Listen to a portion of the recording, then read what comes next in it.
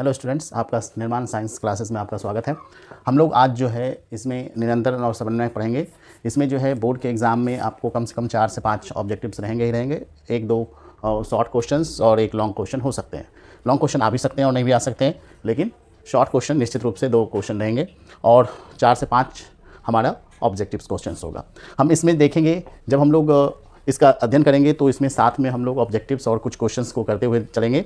और अध्याय में हम लोग यह पढ़ेंगे कि पौधों में और जंतुओं में किस तरह से जो है नियंत्रण और समन्वय होते हैं। पौधों में जहाँ समन्वय और नियंत्रण जो है हार्मोन के द्वारा होता है, क्योंकि उसमें तंत्रिका तंत्र विकसित नहीं होती है। वहीं जंतुओं में जो होती है, उच्च कोटि के जंतुओं में खास करके तंत्रिका तंत्र विकसित होते हैं, तो तंत्रिका तंत्र के द्वारा भी होता है और साथ ही साथ उसमें रासायनिक समन्वय होती है, जिसको हम लोग हार्मोन कहते हैं। तो इसमें दोनों ही आधार पर जो है समन्वय और नियंत्रण होते हैं। एक कोशिकीय जीवों में जो है कोई भी कोशिका एक कोशिकीय जीवों में समन्वय और नियंत्रण उसी कोशिका के द्वारा होता है, क्योंकि सभी कार्यों का संपादन, नियंत्रण और उत्सर्जन सभी कुछ एक ही कोशिका द्वारा संपादित होती है। इसीलिए हम उसमें कह सकते हैं कि वो एक कोशिकीय जीवों जैसे अमीबा और क्लेमाइडोमोनास में अमीबा और क्लेमाइडोमोनास में समन्वय और नियंत्रण उसी कोशिका के द्वारा होती है। अब इसमें हम लोग देखेंगे कि किस तरह से जो है पौधे, सबसे पहले हम लोग इसमें पौधों के बारे में देखेंगे। तो यहाँ से हमारा जो है 2-3 क्वेश्चन उठता है कि पौधों में समन्वय और नियंत्रण किस प्रक्रिया के द्वारा होती है। ऑप्शन नंबर 1 में दे सकता है रासायनिक समन्वय, दूसरा तंत्रिका तंत्र द्वारा, उसी एक कोशिका के द्वारा और किसी के द्वारा नहीं। तो इसमें जो है हम लोग कह सकते हैं कि पौधों में समन्वय और नियंत्रण हमारा कौन सा हो जाएगा, तो रासायनिक समन्वय होता है और उसमें हार्मोन के द्वारा होता है। क्लियर है। अनुवर्तन या ट्रॉपिज्म या अनुवर्तनी गति के बारे में हम लोग पढ़ेंगे। इसमें हम लोग देखते हैं कि पौधों में बाह्य उद्दीपनों के कारण जो होने वाली गति अनुवर्तनी गति कहलाती है। मतलब जब किसी बाह्य उद्दीपन के कारण कोई भी गति होती है पौधों में, तो उसे अनुवर्तनी गति कहेंगे। अब यहाँ पर उद्दीपन क्या होता है, कोई भी ऐसा पदार्थ या कोई भी ऐसी चीज़ जिसके कारण उत्तेजना या प्रतिक्रिया व्यक्त होती है या हम उसके प्रति कोई रिस्पॉन्स शो कर देते हैं, उसे हम लोग उद्दीपन कहते हैं। जैसे मान लेते हैं कि हम लोगों की आंखों पर जब प्रकाश पड़ता है तो आंख बंद हो जाती है। ठीक, उसी तरह से जो है कोई तीक्ष्ण चीज़ यानी कोई नुकीली चीज़ अगर हमें चुभ जाती है तो हम हाथ हटा लेते हैं, या कोई गर्म चीज़ हमें हमारी त्वचा से स्पर्श होती है तो हम हाथ हटा लेते हैं, तो वह उद्दीपन के कारण होता है। ठीक है, तो ये अलग अलग तरह के जो है उद्दीपन के स्रोत हो सकते हैं। अनुवर्तन जो है हमारा पौधों में अनुवर्तन जो है या अनुवर्तनी गति जो होती है, जो बाह्य उद्दीपनों के कारण हो रही गति है, वह 4 प्रकार के होते हैं। प्रकाश अनुवर्तन, गुरुत्वानुवर्तन अनुवर्तन, रासायनिक अनुवर्तन और जलानुवर्तन। प्रकाश अनुवर्तन के अनुसार क्या है कि जब पौधों के किसी भाग का विकास प्रकाश की तरफ हो तो उसे हम लोग प्रकाश अनुवर्तन कहते हैं। खास करके जब हम लोग किसी गमले में जब हम लोग रखते हैं पौधों को और पूरा अंधेरा कर दें और किसी एक स्रोत से आ रही अगर प्रकाश है, तो कुछ समय के पश्चात पौधों के तनों का झुकाव जो है प्रकाश की तरफ हो जाता है, वह मुड़ जाती है प्रकाश की तरफ। तो इसे जो हम लोग प्रकाश अनुवर्तन कहते हैं। खास करके तना में प्रकाश अनुवर्तन जो होता है धनात्मक होता है, जबकि जड़ में प्रकाश अनुवर्तन ऋणात्मक है। यहाँ धनात्मक और ऋणात्मक कहने का अर्थ ये है कि यदि प्रकाश अनुवर्तन प्रकाश की दिशा में हो रही है तो उसे धनात्मक कहेंगे, और यदि प्रकाश अनुवर्तन प्रकाश की दिशा के विपरीत होती है तो उसे ऋणात्मक प्रकाश अनुवर्तन कहेंगे, जो कि जड़ में प्रकाश अनुवर्तन ऋणात्मक होता है। अब आते हैं हम लोग गुरुत्वानुवर्तन। गुरुत्वानुवर्तन नाम से हमारा यह क्लियर हो जाता है कि गुरुत्वानुवर्तन जो है गुरुत्वाकर्षण के अधीन होगा, यानी पौधों का वह अगर अंग गुरुत्वाकर्षण की दिशा में गति करती है तो उसे गुरुत्वानुवर्तन कहते हैं। तो अगर मान लेते हैं हम किसी गमले में रखा हुआ पौधा को लेटा कर रख दें, यानी हॉरिजॉन्टली रख दें, तो कुछ समय के पश्चात तना जो होगा प्रकाश अनुवर्तन के कारण प्रकाश की दिशा में ऊपर की तरफ गति करेगी, जबकि जड़ की गति जो होती है वो गुरुत्वाकर्षण के कारण जो है नीचे की तरफ होती है। तो इसका मतलब ये है कि पौधों के जड़ में धनात्मक गुरुत्वानुवर्तन होता है, जबकि तना में गुरुत्वानुवर्तन ऋणात्मक होता है। रासायनिक अनुवर्तन जो है रसायन के प्रभाव से होता है। जब रासायनिक अनुवर्तन ऐसा अनुवर्तन होगा जिसमें गति रासायनिक प्रभाव के कारण होता है। इसमें जैसे परागन के समय में परागकण से निकलने वाली परागनलिका जो बीजांड की तरफ गति करती है, वह रासायनिक अनुवर्तन के कारण होती है। और जलानुवर्तन में नाम से क्लियर है कि पौधों के अंग का पानी के क्षेत्र की तरफ, यानी जिधर पानी है उधर अगर विकास हो, यानी जल की तरफ अगर विकास हो रहा हो, वृद्धि हो रहा हो, तो उसे जलानुवर्तन कहेंगे। और जड़ में जड़ प्रायः जो है पानी की तरफ गति करती है, इसलिए उसमें धनात्मक होती है, जबकि तना जो होता है जल के विपरीत दिशा में गति करती है, इसलिए उसमें ऋणात्मक जलानुवर्तन होता है। अब यहाँ से जो क्वेश्चन हम लोगों का आता है तो इसमें देखेंगे कि किस तरह के ऑब्जेक्टिव क्वेश्चंस आते हैं, हम आप साथ में करते जाएंगे, इसलिए बने रहिएगा वीडियो में।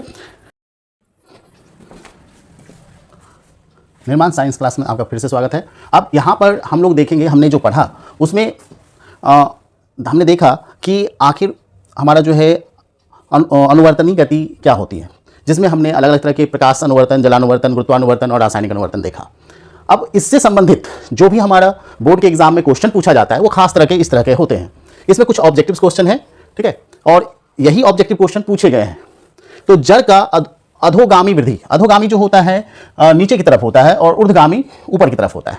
तो अधोगामी वृद्धि जो होता है जड़ का नीचे की तरफ जो होता है वो गुरुत्वानुवर्तन के कारण होता है। तो हमारा सेकंड ऑप्शन सही होगा, गुरुत्वानुवर्तन। आप हमारे साथ जो है ऑब्जेक्टिव क्वेश्चंस बनाते जाइए, देखते जाइए कि आपके कितने सही होते हैं, ठीक है। और बीजांड की ओर परागनलिका की वृद्धि का कारण क्या होता है, हमने बताया था कि बीजांड में जो है जो परागनलिका है, परागनलिका की जो गति होती है बीजांड की तरफ, वो रासायनिक अनुवर्तन के कारण होता है। यानी यहाँ आप देखिए हाइड्रोट्रोपिज्म है, केमोट्रोपिज्म है, गुरुत्वानुवर्तन और फोटोट्रोपिज्म। आपको रासायनिक अनुवर्तन नहीं दिया है, लेकिन यहाँ पर इंग्लिश में लिखा हुआ है केमोट्रोपिज्म, और केमोट्रोपिज्म का मतलब होता है आपका रासायनिक अनुवर्तन। इसलिए आपको थोड़ा सा इंग्लिश का वर्ड भी याद रखने हैं, ठीक है। जैसे जलानुवर्तन के लिए आपको हाइड्रोट्रोपिज्म दिया हुआ है और प्रकाश अनुवर्तन के लिए फोटोट्रोपिज्म दिया हुआ है। तो फोटोट्रोपिज्म आपका प्रकाश अनुवर्तन है, हाइड्रोट्रोपिज्म जलानुवर्तन है और केमोट्रोपिज्म आपका रासायनिक अनुवर्तन है, और गुरुत्वानुवर्तन तो आपका है ही, ठीक ना। इसको इंग्लिश में जियोट्रोपिज्म कहा जाता है। तो ये हो गया हमारा रासायनिक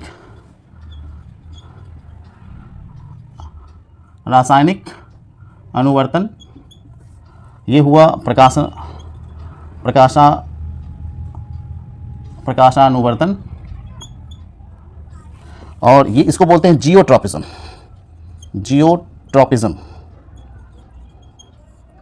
और ये हाइड्रोट्रोपिज्म को बोलते हैं जलानुवर्तन। इसको हम थोड़ा सा क्लियर कर लेते हैं, जियोट्रोपिज्म।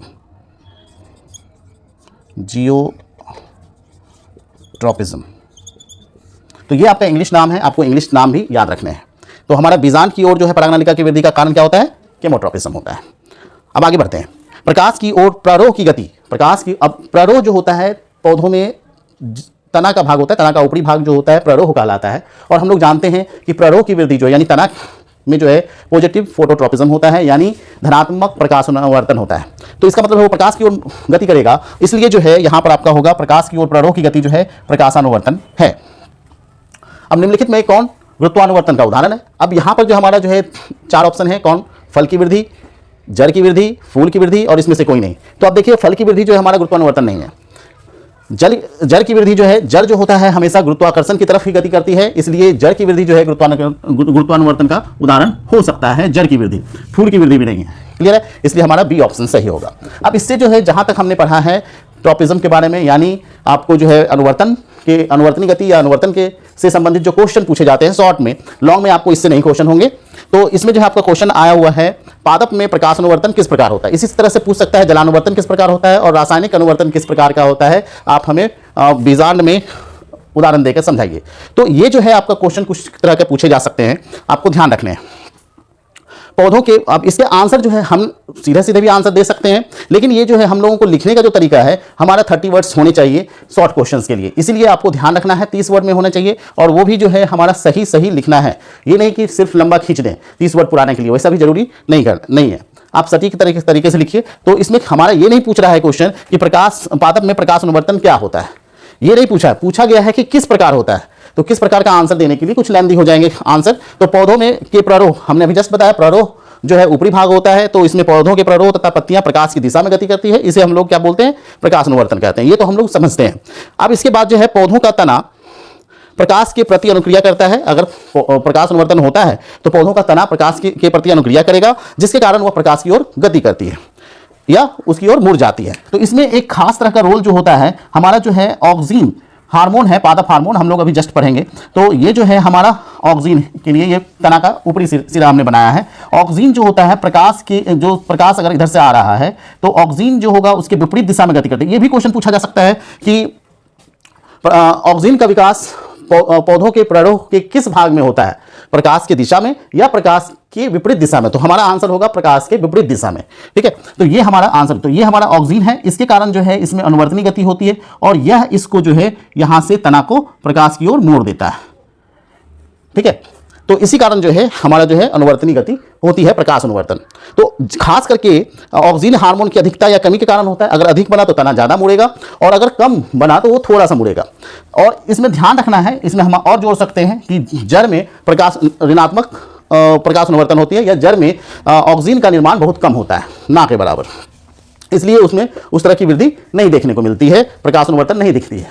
जबकि तना में ऑक्सीजन की मात्रा जो है सिरे भाग में, खास करके ये भी याद रखना है कि ऑक्सीजन का निर्माण किस भाग में, पौधों के किस भाग में हो, तो शीर्ष भाग में होता है। तो ये भी आपको ध्यान रखनी है। जो हम लोग हार्मोन के बारे में पढ़ेंगे तो उसमें आपको लोग को देखेंगे, तो ये ध्यान रखिएगा कि ऑक्सीजन का निर्माण हमेशा शीर्ष भाग में होता है, जो वृद्धि प्रेरक भाग होता है वहाँ, क्योंकि ये जो है ऑक्सीजन वृद्धि प्रेरित हार्मोन है, ये लंबाई में वृद्धि करवाता है पौधों में, इसीलिए जो है ये वृद्धि का स्रोत है, इसलिए यह धोतक कह सकते हैं। तो वृद्धि का धोतक है, इसका मतलब है कि वह वृद्धि कराने के लिए ही ऑक्सीजन होते हैं। ठीक है, तो ये आपको ध्यान रखने हैं। अब हम लोग इससे थोड़ी से यहाँ आ जाते हैं कि इससे आगे अगर हम लोग बढ़ते हैं तो उसमें देखेंगे कि किस तरह से जो है हार्मोन, पादप हार्मोन के बारे में हम लोग पढ़ेंगे।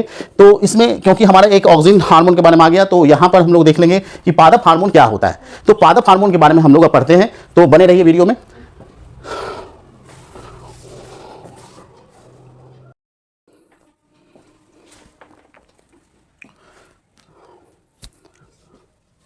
आपका पुनः जो है हमारे निर्माण क्लासेस साइंस, निर्माण साइंस क्लास, आपका पुनः आपका निर्माण साइंस क्लासेस में आपका स्वागत है पुनः।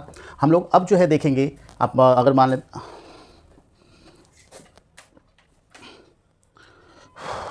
हम आपको बताना चाहेंगे क्या कि हम लोग जो है बोर्ड के लिए इसमें वीडियो बनाना स्टार्ट किए हैं। तो इसमें आप लगातार बने रहिए, जिससे कि आपको हमेशा जो है क्वेश्चंस के बारे में पता चलता जाए और ज़्यादातर जो है क्वेश्चन हमारा कोशिश होगा कि वह बोर्ड के एग्ज़ाम में आए। इसीलिए जो है आपको पूरा सिलेबस आपको कवर किया जा रहा है। तो इसमें आप जितना हो सके आप इसलिए आप हमारा जो है चैनल को सब्सक्राइब और लाइक ज़रूर करें। तो यहाँ पर हम लोग जो है फिर से देखेंगे कि पादप हार्मोन क्या होता है। पादप हार्मोन या इसे हम लोग फाइटो हार्मोन भी कहते हैं। तो इनसे आप क्या समझते हैं? तो ये पादप हार्मोन जो है एक जैविक क्रियाओं के बीच समन्वय करने का स्थापित करने के लिए रासायनिक पदार्थ होते हैं। यानी पौधों के जैविक क्रियाओं के बीच समन्वय स्थापित करने वाले रासायनिक पदार्थ को पादप हार्मोन कहते हैं। ये पौधों के लिए हार्मोन का डेफिनेशन है। तो इसमें आपको ध्यान रखना है कि ये डेफिनेशन आपको अगर पादप हार्मोन आता है कि आप क्या समझते हैं, तो ये आप इतना लिख सकते हैं, लेकिन इसमें और कुछ ऐड करना है तो आपको ध्यान रखना है। ये हमारा जो है ऑब्जेक्टिव पर्पस से है, तो इसमें आपको ध्यान रखने हैं। तो पौधों की, अगर आपको आता है पादप हार्मोन किसे कहते हैं, तो आपको लिखना है पौधों की जैविक क्रियाओं के बीच समन्वय स्थापित करने वाले रासायनिक पदार्थ को पादप हार्मोन कहते हैं। अब यहाँ पर जो ये जो हार्मोन होते हैं, इसका संश्लेषण जिस स्थान पर होता है वहाँ पर क्रिया नहीं होती, बल्कि उससे दूर होती है। तो ऑब्जेक्टिव क्वेश्चन में पूछा जाता है कि हार्मोन का संश्लेषण स्थान उसके क्रिया क्षेत्र से कहाँ होता है, तो उससे दूर होता है। ठीक है, और हार्मोन जो है जो क्रिया क्षेत्र तक पहुँचती है वो किस विधि से पहुँचती है, तो वह विसरण द्वारा पहुँचती है क्रिया क्षेत्र तक। तो याद रखना है, विसरण द्वारा। और हमारा जो है हार्मोन का निर्माण अधिक मात्रा में होता है या अल्प मात्रा में, तो यह जो है हार्मोन का निर्माण हमेशा अल्प मात्रा में होता है। यह क्रिया क्षेत्र पर जाकर के पादप में जो है अपना क्रिया करेगा, नियंत्रण और समन्वय को स्थापित करेगा। अब आते हैं, एक आता है वृद्धि नियंत्रक पदार्थ से आप क्या समझते हैं? हार्मोन और वृद्धि नियंत्रक पदार्थ में अंतर है। हार्मोन जो होता है पौधों के अंदर ही बनते हैं, जबकि वृद्धि नियंत्रक पदार्थ पौधों के अंदर नहीं बनते हैं। यानी वैसे कार्बनिक यौगिक जो पौधों से उत्पन्न नहीं होते हैं, लेकिन परंतु पादप हार्मोन की तरह कार्य करते हैं, वृद्धि नियंत्रक पदार्थ कहलाते हैं। मतलब अगर आ गया कि पादप हार्मोन और वृद्धि नियंत्रक पदार्थ में क्या अंतर है, तो आप लिख सकते हैं कि पादप हार्मोन पौधों में ही निर्माण होते हैं, स्वतः निर्माण होते हैं, और यह जो है सभी जैविक क्रियाओं के बीच समन्वय स्थापित करने वाले रासायनिक पदार्थ होते हैं। जबकि वृद्धि नियंत्रक पदार्थ जो होते हैं ऐसे कार्बनिक यौगिक हैं जो पौधों में नहीं बनते हैं, और लेकिन यह जो है पादप हार्मोन की तरह कार्य करते हैं। तो यहाँ पर से ऑब्जेक्टिव भी हो सकता है कि वृद्धि नियंत्रक पदार्थ किस तरह से कार्य करते हैं, तो वृद्धि नियंत्रक पदार्थ जो है हार्मोन की तरह कार्य करते हैं, ये आपको ध्यान रखना है। अब आते हैं हम लोग पादप हार्मोन। अगर उसके ऊपर क्रिया क्षेत्र, उसके कार्य और उसकी संरचना के आधार पर अगर हम लोग देखें, तो पादप हार्मोन 5 प्रकार के होते हैं, जिसको हम लोग फाइटो हार्मोन भी कहते हैं। ठीक ना, ऑक्सीन, जिब्रेलिन, साइटोकाइनिन, एब्सेसिक अम्ल और एथिलीन। अब हम लोग इसी के बारे में जो है पांचों हार्मोन के बारे में देखेंगे कि ये हार्मोन होते कैसे हैं अब हम लोग पादप हार्मोन के बारे में पढ़ेंगे। तो पादप हार्मोन हम लोगों ने देखा 5 तरह के होते हैं, ऑक्सिन, जिबरेलिन, साइटोकाइनिन, एब्सिसिक अम्ल और एथिलीन। ये जो है सारे हार्मोन्स हैं, 5 हार्मोन जो पौधों में पाए जाते हैं, और इसके क्या कार्य हैं, कहाँ उत्पन्न होते हैं, उसको हम लोग देखते हैं।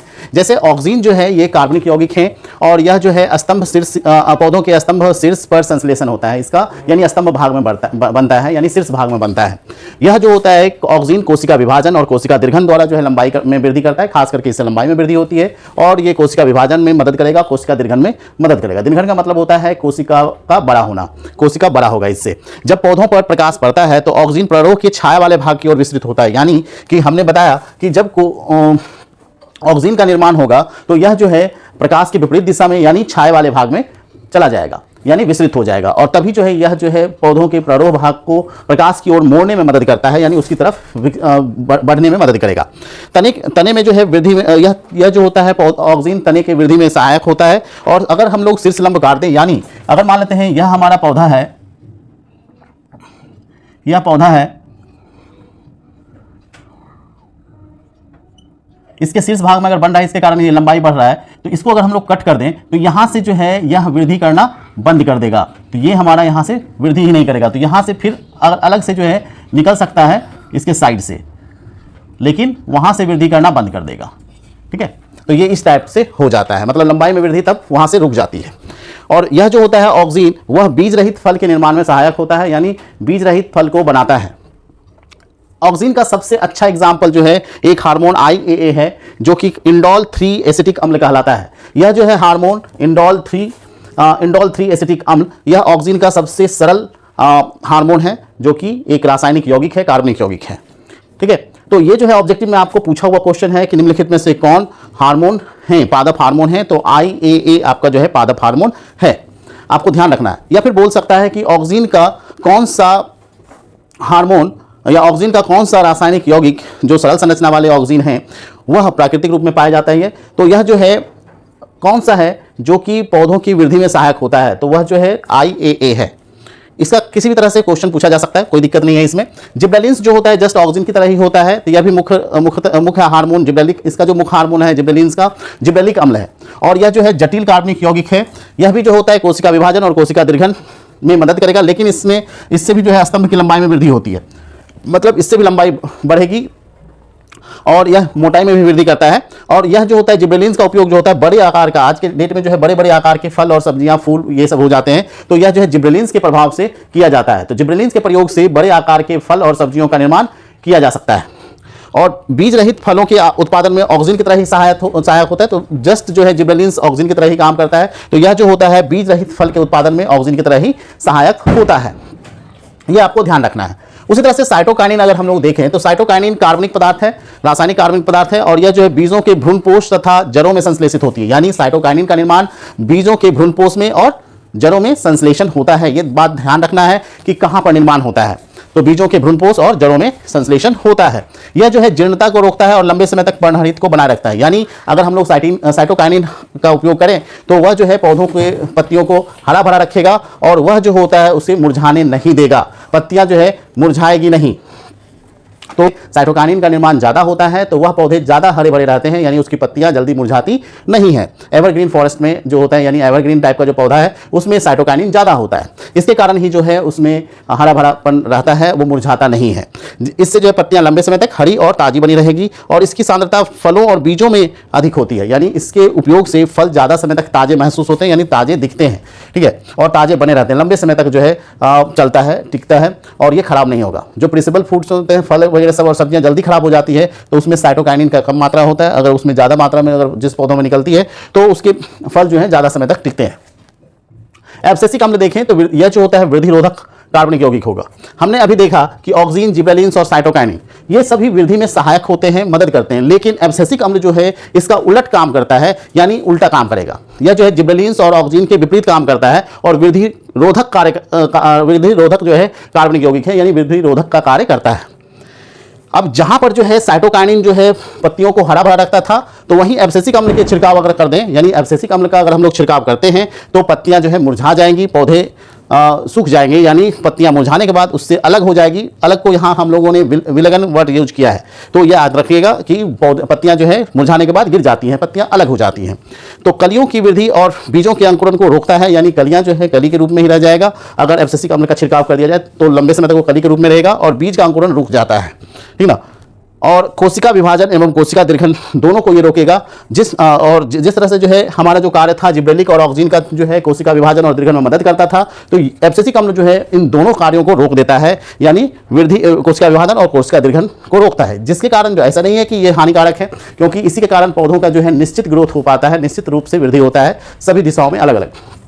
जहाँ जिसकी ज़रूरत होगी वहाँ पर जो है पादप हार्मोन काम करता है। जहाँ वृद्धि ज़्यादा चाहिए वहाँ पर इसका विकास, उत्पादन और विकास होता है, वहाँ पर जो है इसका विचरण करके पहुँचाया जाता है, ठीक है। इसलिए ये नहीं सोचना है कि एब्सिसिक अम्ल होता ही नहीं तो अच्छा रहता, ये होना भी जरूरी है, क्योंकि सिर्फ अगर विकास ही हो जाए तो पौधों की लंबाई लगातार बढ़ती जाए और नियंत्रित नहीं हो जाए तो इससे भी पोषक तत्व जो है मिट्टी में घट जाएगी। इसलिए जो है निर्माण होता है पौधों में, तो वह जो है पौधों को की लंबाई और दीर्घन को रोक देता है, जिससे कि निश्चित मात्रा में पौधों का विकास होता है, ठीक है। और एथिलीन यह जो है एकमात्र जो है गैसीय हार्मोन है, गैस रूप में पाया जाने वाला हार्मोन है, और यह पौधों के तने के अग्रभाग में बनता है और विस्तृत होकर के फलों को पकाने में सहायता करता है। इसलिए इसको हम लोग फल पकाने वाला हार्मोन भी कहते हैं, ठीक ना। कृत्रिम रूप से जब फल को पकाया जाता है तो कार्बाइड का उपयोग किया जाता है, जो कि गैसीय रूप में एथिलीन गैस ही बनाता है, जिसके कारण फल पक जाते हैं। अगर हम लोग कृत्रिम रूप से करते हैं तो वो हानिकारक है, लेकिन प्राकृतिक रूप से जो अगर एथिलीन होता है तो वह जो है फल पकाने वाला हार्मोन है, वह हानिकारक नहीं होता है। तो हम लोग जो है अब अगले सेशन में देखेंगे कि जंतुओं में, पौधों का तो खत्म हो गया, जंतुओं में क्या होगा। इसका जो आपको जो है हमारे जो है डिस्क्रिप्शन में आपको एक लिंक दिया जाएगा, जिसमें कि ऑब्जेक्टिव क्वेश्चंस होंगे यहाँ तक के क्वेश्चन के लिए। आप इसका जो है प्रैक्टिस कर सकते हैं, आपका फ्री रहेगा प्रैक्टिस, उसके लिए आप प्रैक्टिस करते रहिएगा।